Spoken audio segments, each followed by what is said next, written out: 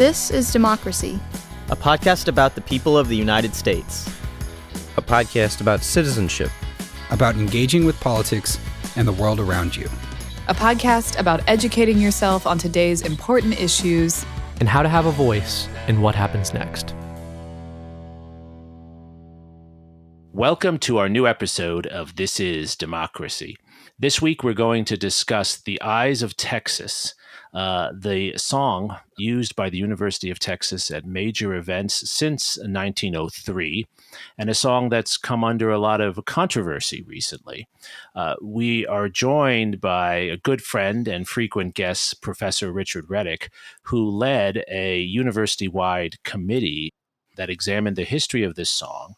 And the committee's report that we'll talk to Rich about not only commented on the song, but I think had a lot to say about the ways we think about rituals, the ways we think about inherited traditions, and how we understand their uses in our society today, a society that we hope is more conscious of diversity and different perspectives.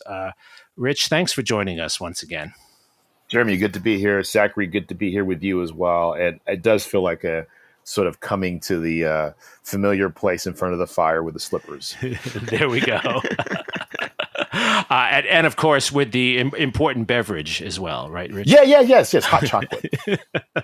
Rich Reddick, for those of you who don't know, you should know him. He's the inaugural Associate Dean for Equity, Community Engagement, and Outreach at the College of Education here at the University of Texas at Austin.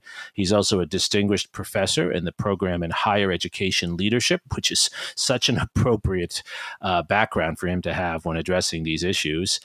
He's been on the faculty here since 2007. And in addition to that, many of you have encountered Rich Reddick, I'm sure, because he's involved in every organization in every part of this country. It doesn't seem as if there's anything Rich is not involved in. He's the assistant director for the Plan to Honors program. He's associated with virtually every center on campus here. But most significantly, what I want to say about Rich is he's a public intellectual who brings serious research and thinking about race and education to our public discussion in a way that almost no one else does.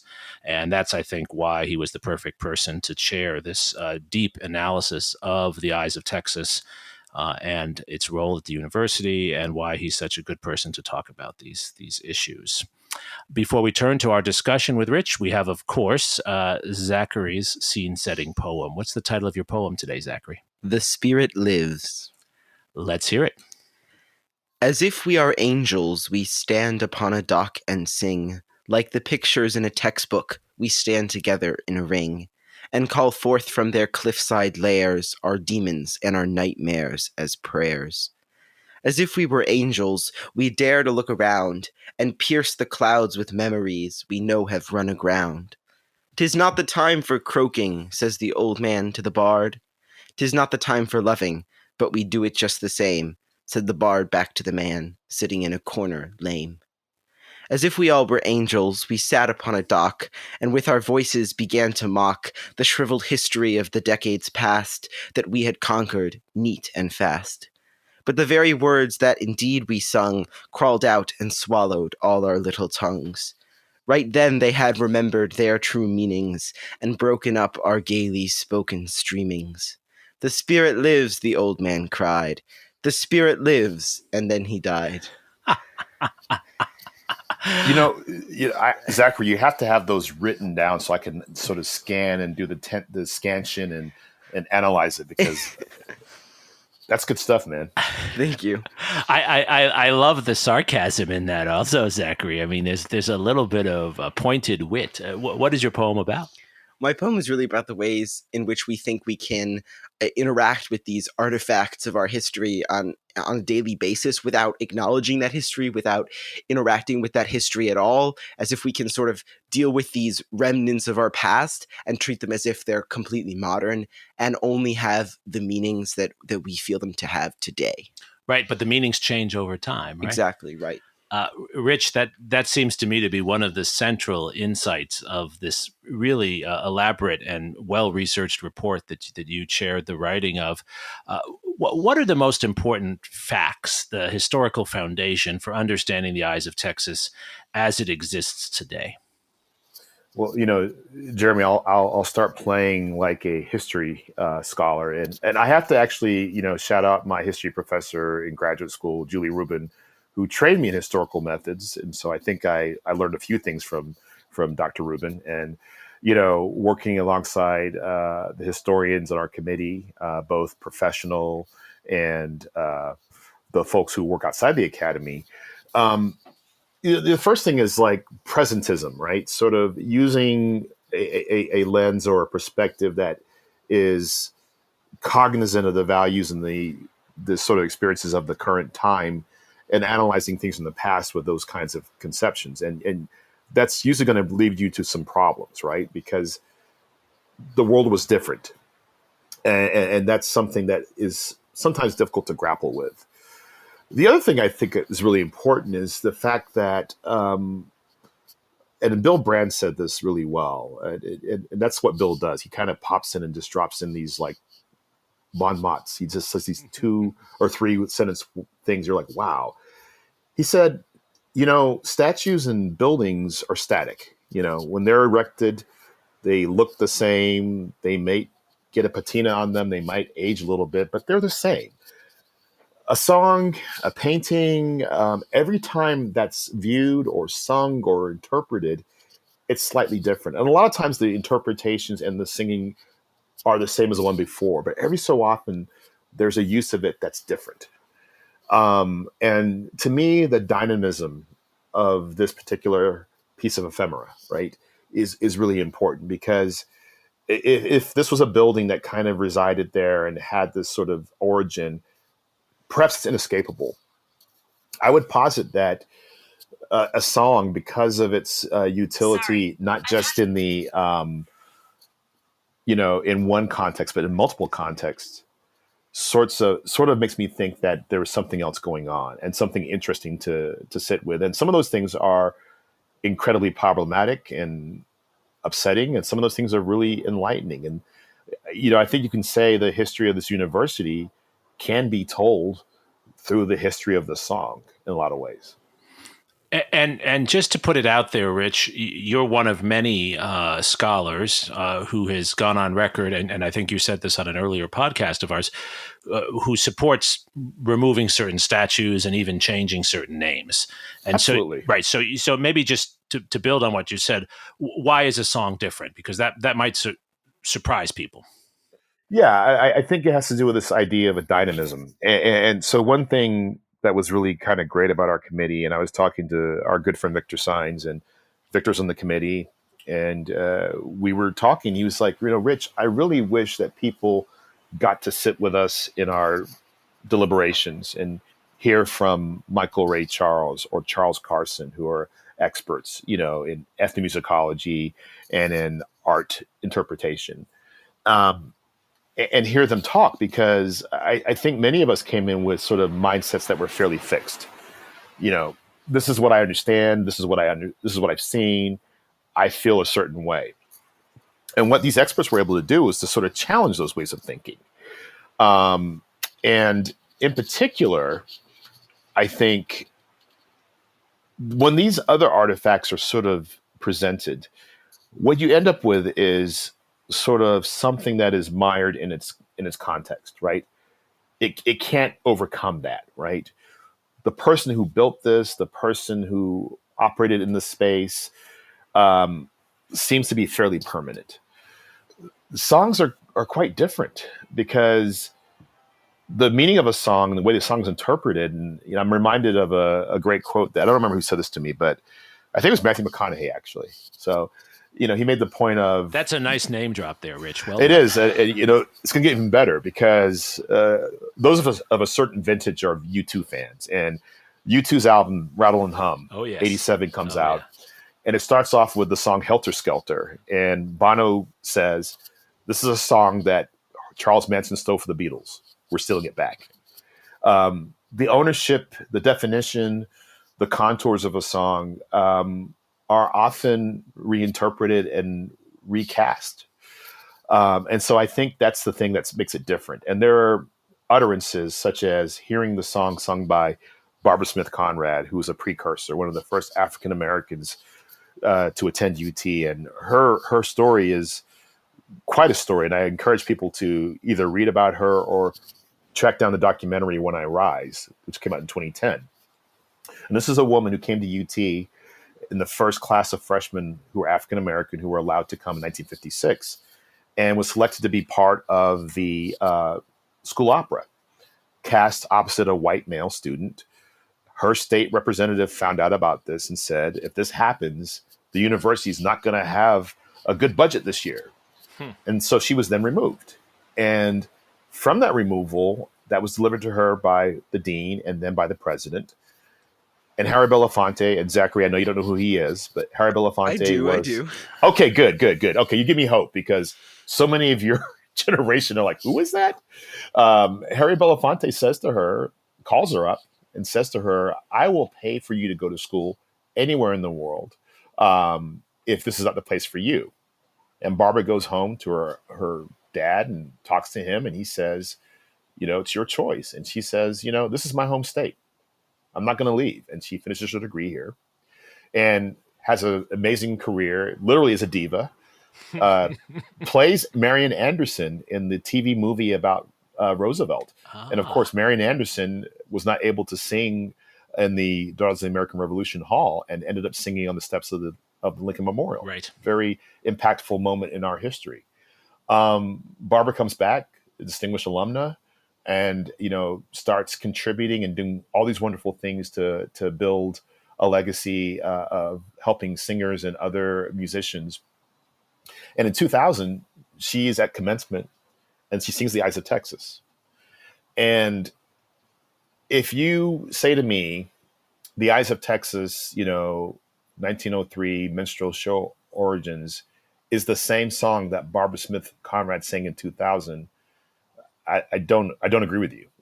I think that's an incredible sort of shifting of what that song meant, who sang the song, who it was sung to, and what it meant. So to me, that's kind of the story. That's illustrative of many interpretations we saw. There's a lot of different variants of The Eyes of Texas, from a Tejano version to a mariachi version. Gucci Mane, famously on the Jimmy Fallon show, performs a trap version of it. Right. So the fact that this song has been reinterpreted and sampled and remixed, I think is significant. And it doesn't negate the origin or the exclusion of African Americans up until 1956. But I think it's an important part of the conversation as well. The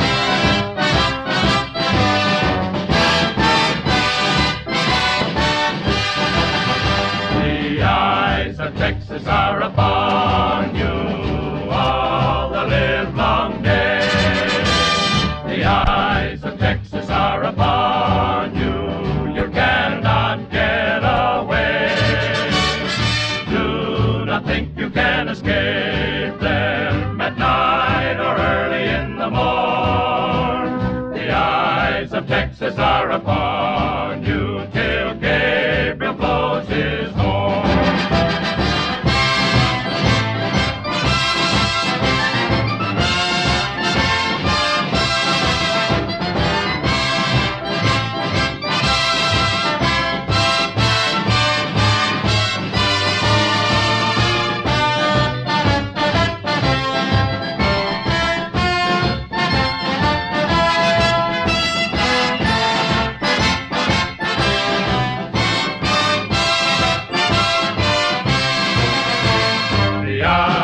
Texas are upon you all the livelong day. The eyes of Texas are upon you. You cannot get away.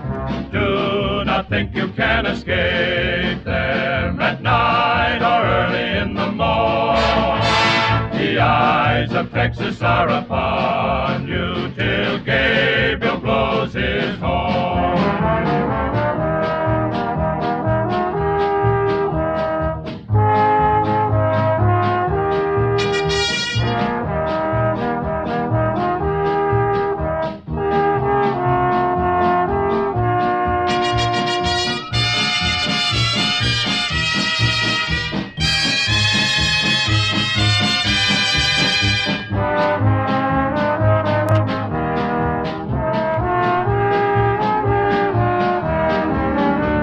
The eyes of Texas are upon you all the livelong day.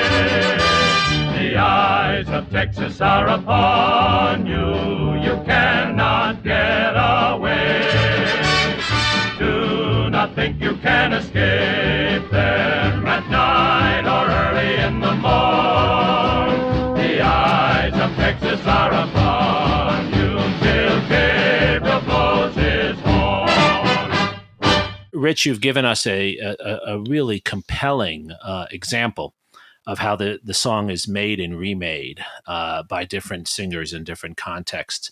Why do we keep returning to the song? Why is it so important to keep the song? Well, I wrote a letter in the sort of preamble of the report, and I said something along the lines that, traditions can't be mandated or coerced, right? Traditions endure because they go viral, right? There's something about the moment or the tune or the song or the lyrics or whatever that just catch people's imagination, and people can map other things onto it, right? So my thought is that it's spoken to people in different ways in different contexts over time, right? And what that means is that every time that song is sung or looked at or analyzed, there's a new chapter to be written. There's a new person singing the song. And I tell the story, and folks don't often know the story about me, but I didn't grow up in Texas. My dad was in the military 26 years. I moved to Austin from Upper Hayford, England in 1986. And that was the year that the Lady Longhorns were on a 34-0 tear. They went undefeated. And so unlike a lot of Longhorn fans, my first immersion into Texas culture was not through football, it was through women's basketball. And shout out to our Lady Longhorns who just had a great tournament. That's really awesome to think about. And I told this to Coach Conrad. I had a chance to talk to her about this and said, at the end of the game, I remember watching a game, and I remember at the end of the game, people put the devil horns up and started singing the railroad song. And I'm like, what am I witnessing here? This is the weirdest thing I've ever seen. Like, I couldn't even make sense of it. But then 4 years later, I'm a freshman on the campus, and I'm learning the song. I'm an orientation advisor. And I'm like, oh, and I'm talking to people who are telling me all these things that the University of Texas means to them. And so I think a lot of people had that experience where they were like, this is a weird thing. I don't quite get it. And then at some point it becomes part of the experience you have, right? And then, of course, you start learning that there's a longer and more robust history to it. And the history has some troubling parts to it. And what I've told people, Jeremy, is like, you have to map onto this just sort of how we sort of exist as a cultural context, United States of America, how so many of our, traditions, songs, images, have past that we grapple with and are very difficult to understand, especially in the 21st century. But they're also anchoring. They're also in some ways unifying, right? And so I think it's a combination of all those things. And what that means is that there is no easy answer. I think each person is going to have a different interpretation, a different feeling about it. And that might change over time. One of the things about our committee work that was interesting is that many of our committee talked about this.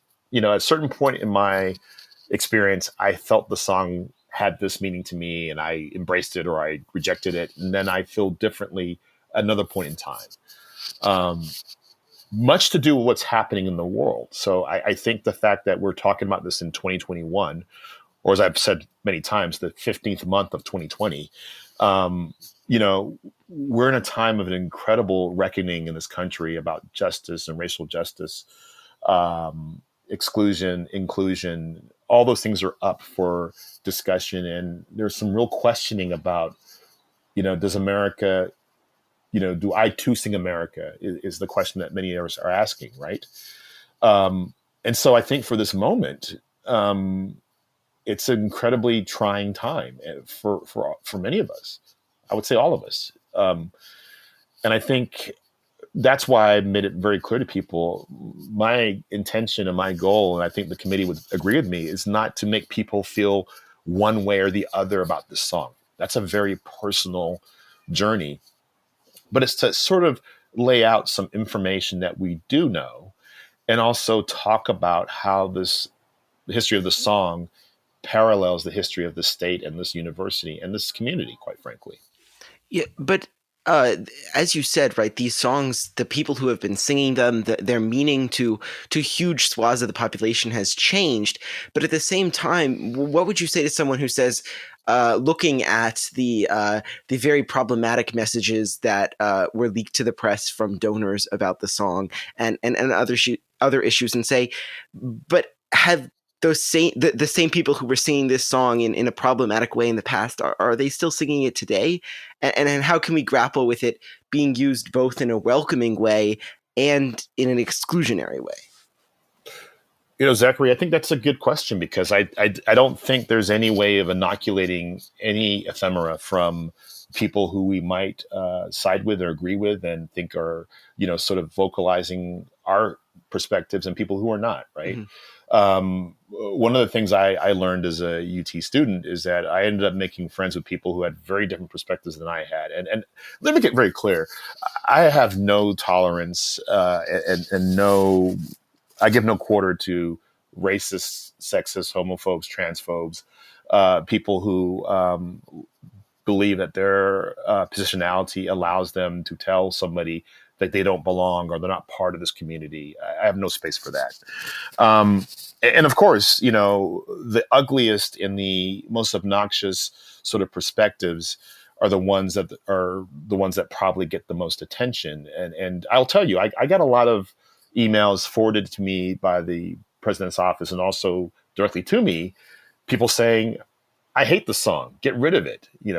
What's wrong with you? And I had people saying, I love the song, keep it, and of course that wasn't our charge, but I got to see the variance of perspectives. And, the majority of people who wrote said things like, I feel very strongly about this. This is why I support it. I hope it stays. Or I feel very strongly about this. This is why I don't think it should stay.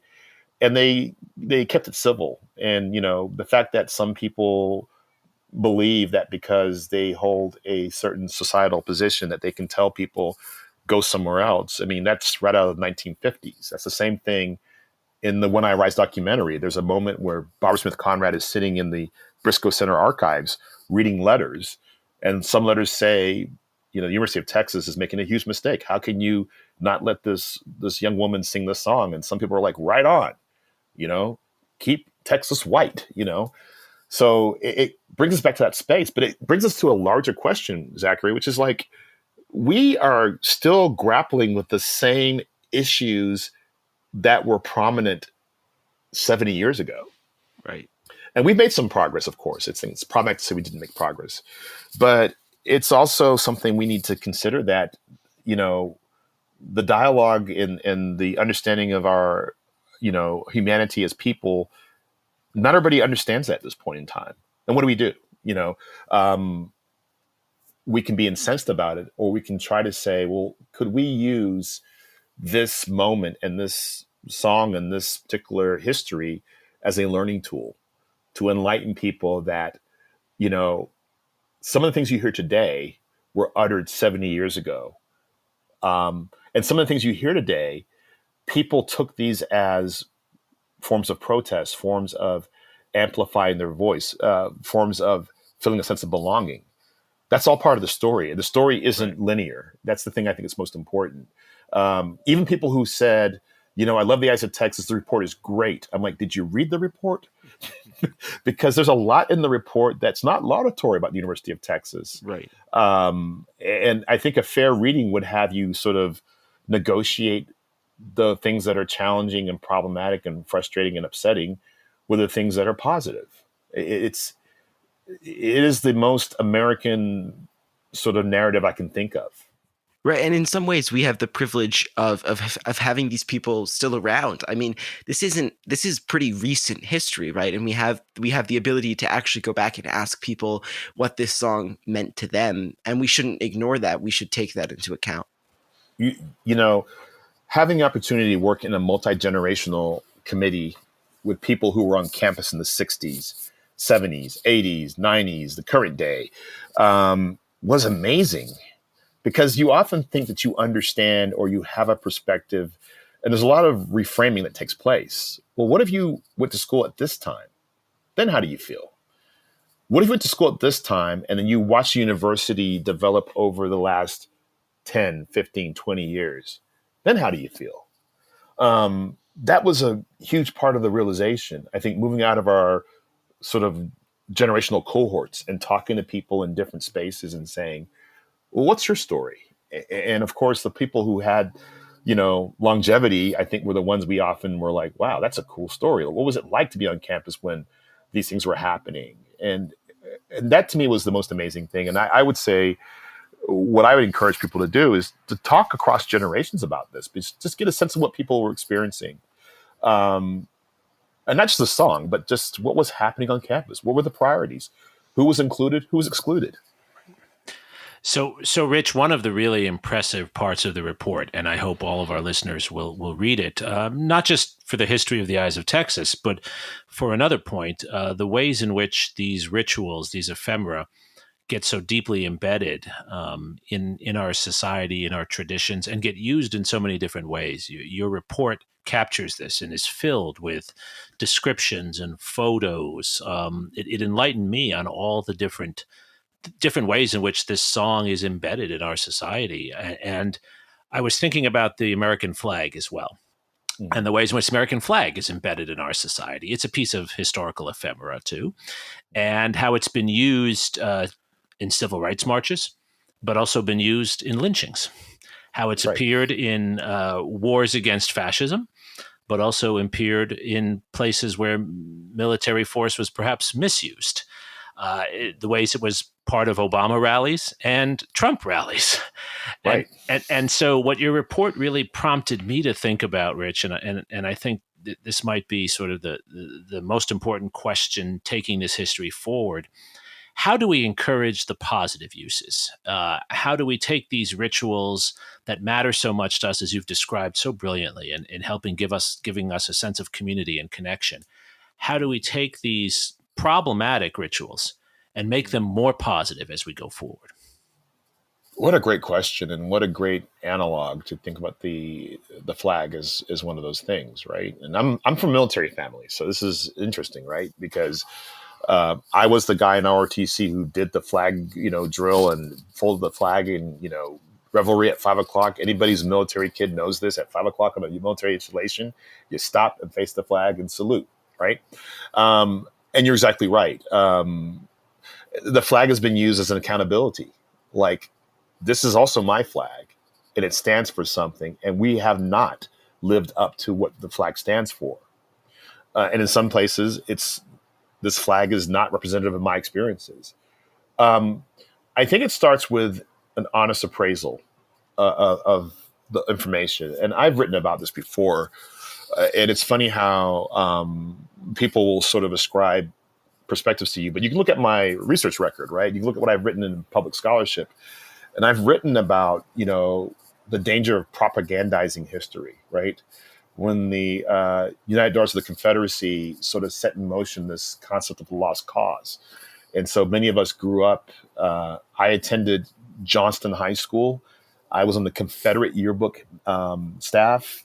I wrote for the Shiloh newspaper. I go on. This is sort of what we were immersed in the normalization of the lost cause as like, this is totally fine. And usually when you're in Dr. George Wright's class as a 19-year-old, you're like, wait a minute, that is a different story than what I was told before. So I think the honest appraisal, and I think you have to think of this as a journey, right? There is no need to have a immediate reaction to confounding information or complicating information. You can take the time needed with it, and you can develop a perspective over time. And I think if we had simply said, well, the song is going to stay or it's going to go, let's just move on, and instead have said, let's look at this history and use it as a learning tool, there's incredible opportunity for us to think about not just this campus, but this community. I mean, it's a coincidence, but the week before our report came out, the city council came out with the apology to the city. I mean, the city apologized for the 1928 city plan. Right. If we're not thinking about these things in connection with each other, then we're missing an opportunity. And I see this as an opportunity for leadership. I've heard people say, well, don't you think that this is a distraction for recruiting and athletics and, recruiting students? And I'm like, I would rather people come to the University of Texas and know that we are having an honest and difficult conversation and reflection moment than just move past it. That's convenient. That's probably the PR thing to do.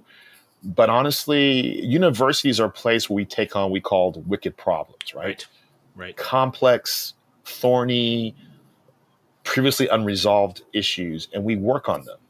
And so maybe that solution is not present or apparent to us now, but it starts with this engagement, I think. And so I totally get it. I've talked to people on both sides of, keep the song, get rid of the song. And they've said to me, I want to move past this. And I've said to them, I know we're fatigued in a lot of ways, but this is the history. And we have to reckon with it. And like I said, it doesn't mean you have to become a fan of the song or you have to become an opponent of the song. It means you have to, when it's convenient, when it makes sense to you, when you have the mental space to do it, reckon with it. And it's University of Texas. It's the song. It's our symbols. It's our political parties. It's our geographical spaces. It's all those things. And so maybe this is an exemplar and a starting point for those conversations that we have to have. Maybe. Rich, I think that's such an insightful comment, and I think it actually builds on the wisdom of our jurisprudence. We've long had in place the recognition that the American flag is our national symbol, but that you and I and any citizen is not under any obligation to worship it in a particular way. Other countries require people to worship their flags. Yes. We don't. We can react to it as we wish. We can stand and salute it. We cannot stand and salute it. And I think it opens a space for exactly this dialogue. And every generation of civil rights activists has grappled with this. What relationship should we have to the flag?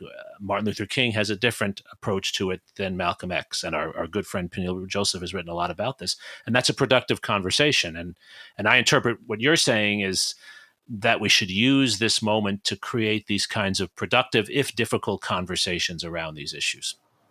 Yeah, I think that's exactly it. And we have to start with setting norms for conversations, right? And ensuring that people's perspectives are respected. And one of the most disturbing aspects of all of this is the fact that when we had student leaders and student athletes vocalize concerns, they were treated horribly, or they were told that they didn't have the right kind of respect and reverence. And in fact, that was disrespectful. You can look at this from multiple perspectives in your life experience, the way that you have shaped, your experience has shaped your life will impact how you understand this, and that is valid. And what I said to a number of student leaders is like, thank you for making this an issue that couldn't be ignored or moved past, that we had to reckon with, because if you hadn't, then the feelings of exclusion and marginalization continue. The divisions grow deeper. And frankly, I think that's what needs to happen. We need to be in those spaces that we actually sit with complex things. And we do it in community. And we do it with a sense of support that people can change how they feel about things. And people can talk to each other and hear from people who have different perspectives. And account for those perspectives and think about, well, can I have the ability to empathize with your perspective, even if I don't agree with it? Can I at least understand where you're coming from or how you come to think about what you think about? And it moves beyond a song to life experience. My experience is interacting with the educational system, with criminal justice system, with the legal system, you name it. Those are all things we would all benefit from having an understanding of people from a broad spectrum of perspectives talking about those things. So what you've defined, Rich, I think, is the dream of democracy that we all strive for, and that our podcast in many ways is about. And you've articulated it and exemplified it so beautifully. Zachary, do you find among other young people like yourself, when you discuss issues, as I know you do on the Diversity Council at school and in other contexts, do you find that rituals, ephemera, like the Eyes of Texas, that they can create this productive conversation or not? And if not, what can we do to move into the space that Rich articulates so well?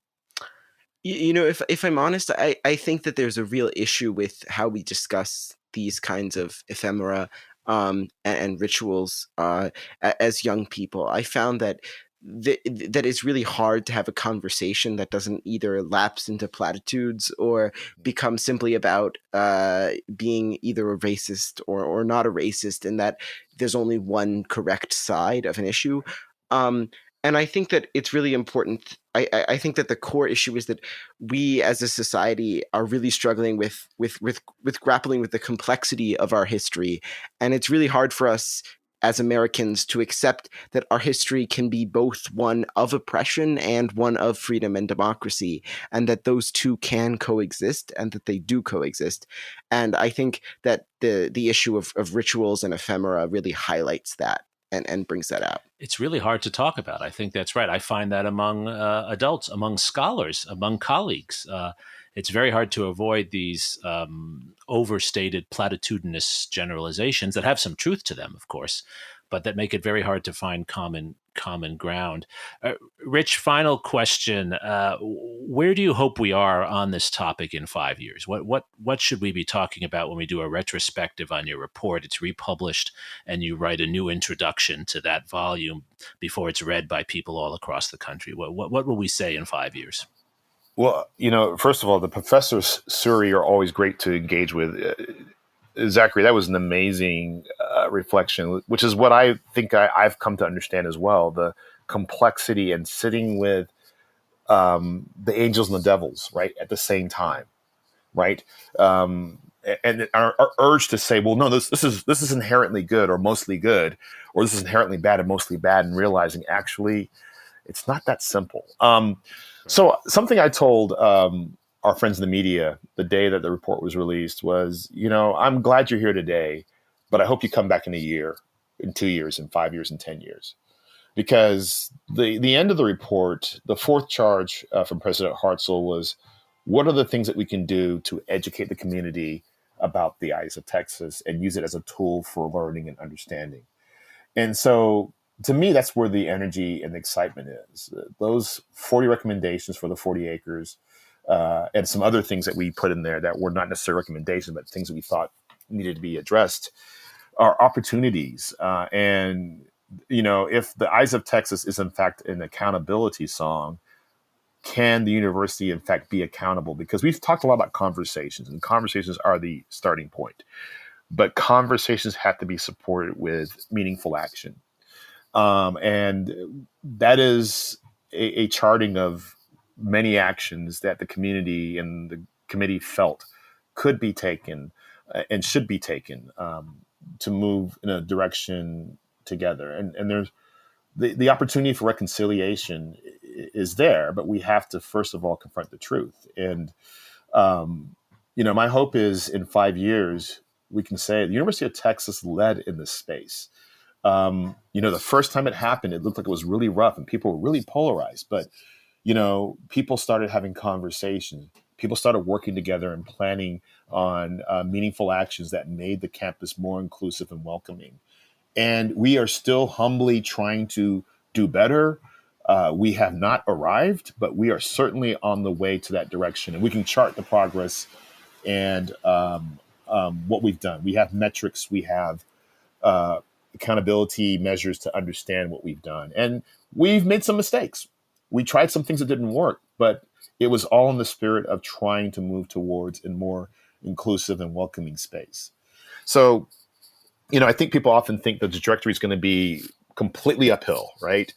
And, I'm talking to a historian and a very wise future academic in Zachary. And you all know that's not the way things work. So we have to calibrate our expectations to be patient and understand that if we are resolute and working towards this goal, we have to also have the ability to reflect, to change direction if we need to. But most importantly, stay committed to this cause. And I think it's a cause that I've been sort of surprised at how many people have said, I want to do work in this space. Right. Like, I think it's a problem that people don't feel included and welcome at the University of Texas. I want to change that in some way. Right. It reminds me of a lot of what Franklin Roosevelt, who's in many ways the inspiration for our podcast, what he said about the 4 freedoms. We would articulate these freedoms that our society was about.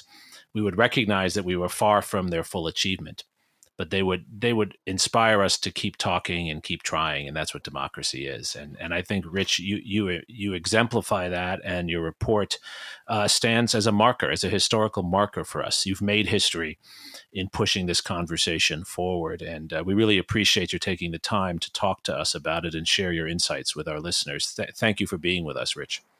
Well, thanks, Jeremy, and thanks, Zachary. And I say this with the most humility I can muster, is that the committee I worked with were simply an amazing group of people who volunteered their time. I always make the point that Andrew Vo, a committee member, called in from tomorrow. He was in Singapore. And so he would call in from Friday morning on our Thursday evening calls. And it just exemplifies that people, juggled babies and, worked around dinner and all the different things to be part of this. And people often said, well, what was your process like? And I'm like, you have to understand our process was we met on certain days, but people were working throughout the week. Yeah. So this was a labor of love. And I think that's something that I'm very humbled by, the fact that 25 people committed to doing the work in that same manner. And so, I just think this is a super exciting to talk about it. And I know we're going to have more conversations. I don't think I necessarily reckoned that we'd have more work to do, and certainly I'm up for it, but it's sort of like finishing the report was only the first part. That's right. And folks are ready to have this conversation. So I look forward to having more conversations. This is true about all of our scholarship, Rich. We write the report or we write the book, but the readers finish it. That's right. And we're part of that process. Zachary, thank you as always for your poem, your insights, and your perspective. And most of all, thank you to our loyal listeners. Thank you for joining us for this episode of This is Democracy.